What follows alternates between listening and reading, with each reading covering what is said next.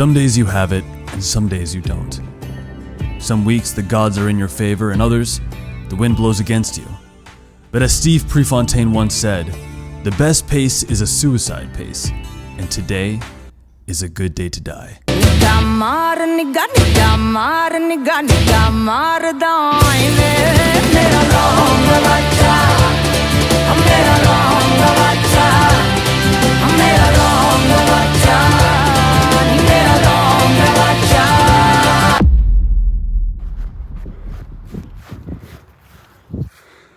Welcome back to episode 3 of the fall build to the Twin Cities Marathon. This has been perhaps the hardest week of training in my life. When I first started training and taking a block seriously, starting at the Mesa Marathon and then transferring over to Grandma's, that was a 4-month training stretch in which I had almost nothing go wrong. I mean, for a while there, I was wearing these Hoka running shoes. I forgot they were called, maybe the Hoka Cielo. They didn't sit well with me, and they started causing some sort of strain. Runner's ankle is what it's called.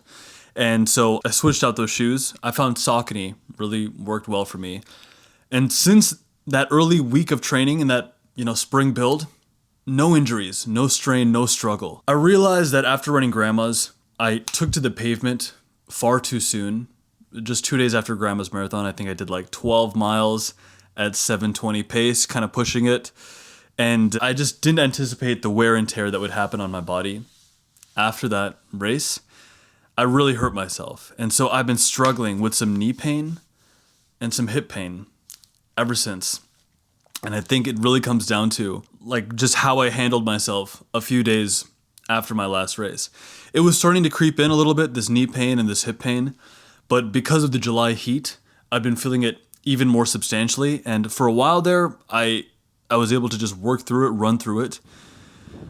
And this was the first week where it really genuinely affected my performance. For the first time ever, I couldn't complete my Saturday long run, and I had to break that run up into 2 chunks. Part of it, was my kind of conduct leading up to that week. I hadn't been prioritizing sleep as much as I ought to. I hadn't been as careful.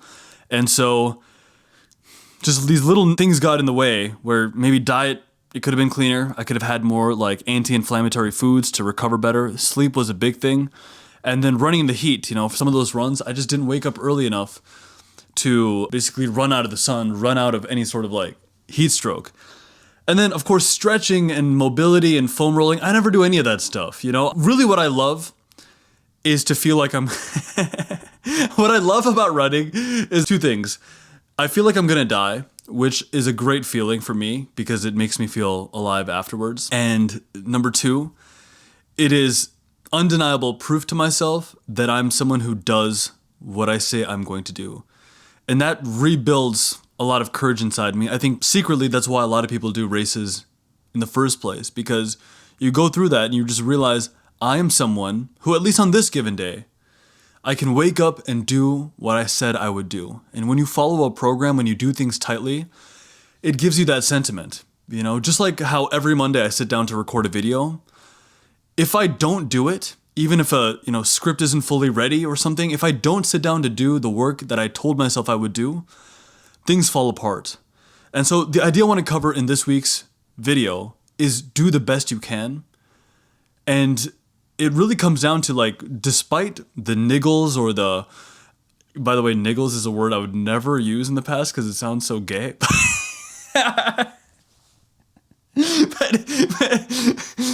But it's common endurance training terminology. Oh, I have a little niggle right here.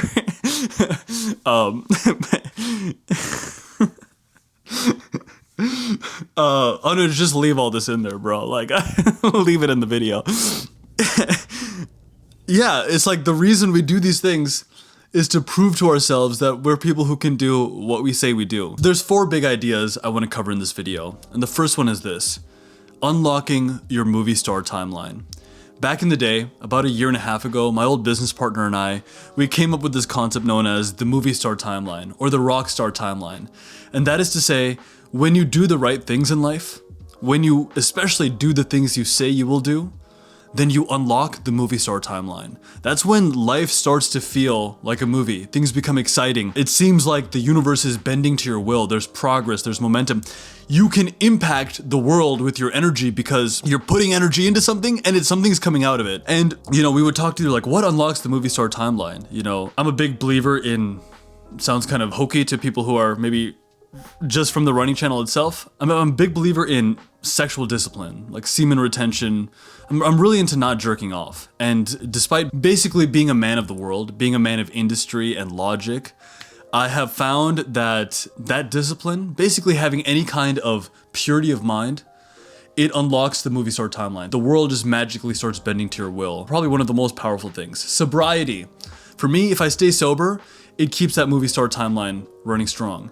Eating clean, especially eating like micronutrients and greens and these foods that make my skin look good, that makes the movie star timeline run harder. Affirmations, visualization, goal setting, a lot of these law of attraction practices, they make the movie star timeline work. But one thing that definitively makes the movie star timeline go is doing the things you say you will do.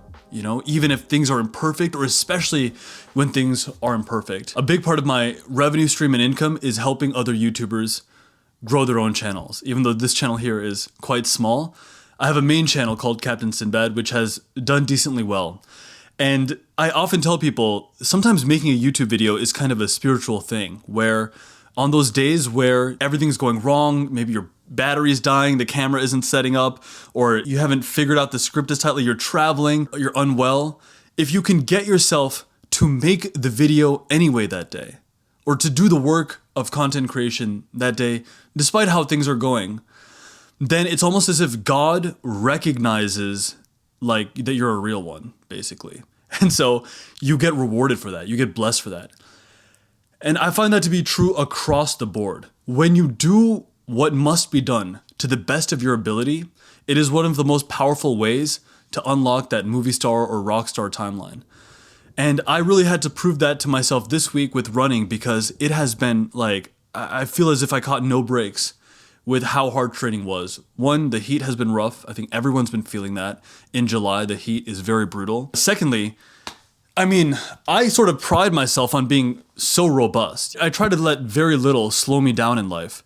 But the hip has been bothering me so much that even the other day, Anuj was filming my run, and looking back on the footage, there's kind of like a hobble in my step, like I was running slow splits for the first time in a long time. It was very discouraging. Eric had put 12 miles on that long run for me. I had to break it up into 2 chunks, but I did get those 12 miles in.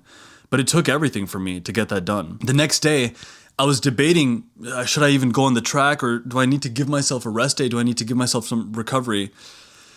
And I tried to make myself take a rest day, but the truth is I don't feel right not following through on what I say I'm going to do. It just feels awful to me. So I freaking made it out there. I went on the track, and then for the first time ever, as part of my programming, I did some hill sprints, which felt very good to do.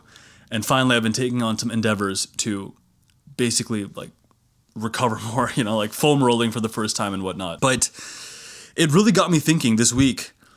I'm so glad I pushed through, and more or less I did the training I could. I more or less hit my weekly mileage. I still got my track workout in, and I still did my long run, although I had to break it up into 2 chunks, I still got it done. And I think that means everything. That carries the world. So you have to sort of stop and ask yourself, why am I doing this, and what is this all about?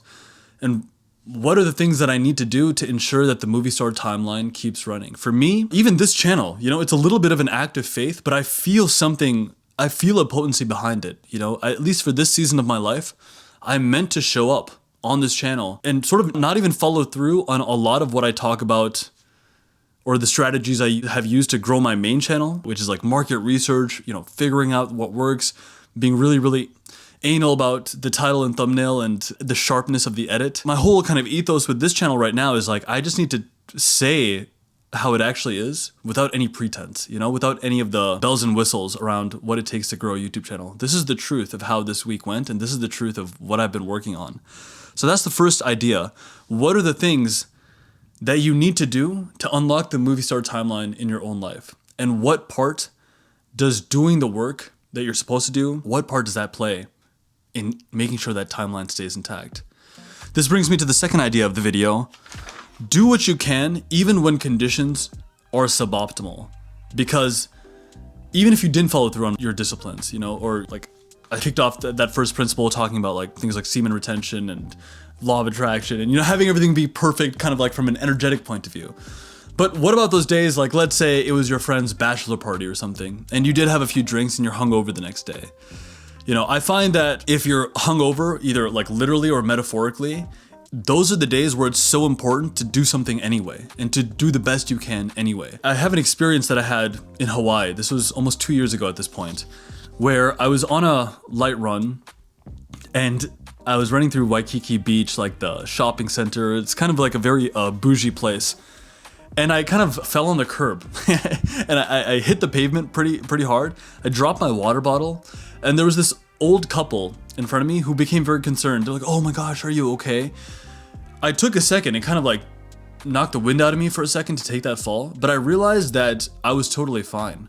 Like I was this close to being like seriously hurt, but I came out of that totally unscathed. So I just looked at my hands were slightly beat up, but my Strava was still running, my watch was still working. So I just picked up my water bottle and I didn't even give that old couple a chance to be like, to like talk to me. I mean, it's kind of rude, but they were being so concerned about me, but I was like, everything's fine, boom, keep going. And I think about that all the time actually, because if anything can throw you off course, then you're not very strong and you're not very resilient against chaos and the changing of the tides. I was watching this Nick Bear video just last night, and he talked about there's different levels to discipline. There's the discipline to simply show up to the workout. For him on that day, it was a track workout. But then there's also just the discipline of taking it one step further, not just showing up to the track, but hitting your paces perfectly. And even the rest periods in between, getting it perfectly, completely dialed in. If it's a 1 minute rest, genuinely just taking a 1 minute rest. And I think that is a very, very high level, that's a good ambition to go for. But also it's a little bit unrealistic. For most of us, you know, if you don't have like your income like Nick does, you know, his income and his industry and so much of who he is tied to the success of the channel and the success of his performance. You know, if you're dealing with different elements of your life and you metaphorically took a tumble and you took a fall, it's not about being perfect. You know, it's about showing up as best as you can, even if you took a fall. And so do what you can on those days. Even if you have a week that's off, do what you can to show up to the work that is before you. Like I pretty much, it wasn't perfect, but I pretty much showed up to every single workout I had to do this week. And I have to make sure that I do that across the board in my life. The battle against the existential dread, the battle against chaos, is simply deciding a handful of things you want to do with that day, and then just going in and doing all of those things. If you can do that, you'll be okay. You know, it's not even happiness that we're seeking all the time. What we're seeking is just like keeping the beast at bay. This brings me to the third idea of this video and this week. Maybe a slightly controversial one, but ignore your injuries. I mean this with all my heart. Seriously, like this doesn't mean if you need to do some work to like prioritize recovery, you know, if you need to take a yoga class instead of run that day, that's fine. But don't linger on the things that have gone wrong. Don't linger on your injuries. You know, this morning I was doing incline bench. I slightly tweaked my neck. You know, I've had a run of bad luck with just these aches and pains this week. I guess I'm not 20 years old anymore. And I have a swim lesson right after this. Right after I finish making this video, I have to go back to a swim lesson. And part of me thinks, you know, it's a freestyle stroke. Every time I turn my head to get a breath of air, it's gonna hurt. So should I cancel the lesson? Should I take a day off? Someone else might say, you know, you definitely gotta take a day off, you know, don't overdo it, don't overtrain. But I'm someone who's always felt worse when I didn't do the thing. Even as a kid, if I was like sick and I had a fever in like high school or something, I mean, maybe this isn't the most like responsible thing across the board when it comes to the well-being of other students, but I would actually feel worse if I stayed at home. Like, it's just because I loved school so much, but I would feel worse. I would rather just take a bunch of pain medication or like be a little loopy on fever medication and go to school. I'd rather continue on, keep doing the thing, keep pushing forward, keep doing what is possible for me in that day, rather than just wait, you know, wait and linger. There's nothing I hate more in life, in fact, than waiting. So I say ignore your injuries. You know, if you can push through, if you can keep going forward, if you can heal while taking action, if you can heal in momentum, that's far better than sitting around. This brings me to the last idea of the video for this week. Pick up and go. This is an adage that I learned from an old boxing coach back in the day. He told me, you know, sometimes you take a punch to the face, sometimes things go wrong. You gotta pick up and go. Sometimes you don't even realize, like, boom, I got hit with this life situation. Maybe it's like an unexpected bill or something that came up. You need to just like assume as if your entire life begins in this moment and then pick up and go. One of my favorite movies of all time is Memento. And it's the story of a guy who like loses his memory every 15 minutes. And he has to re-remind himself of his purpose, which is to find his wife's killer and take him down. And I think we all actually are that character. Like we constantly find ourselves, we're in this moment all of a sudden, and we need to pick up and go. Like you're like, okay, here I am, here's my situation. You know, Sinbad Trains video, swim lesson, crick in my neck, and maybe still a little bit of runner's hip, although I think it is starting to get better.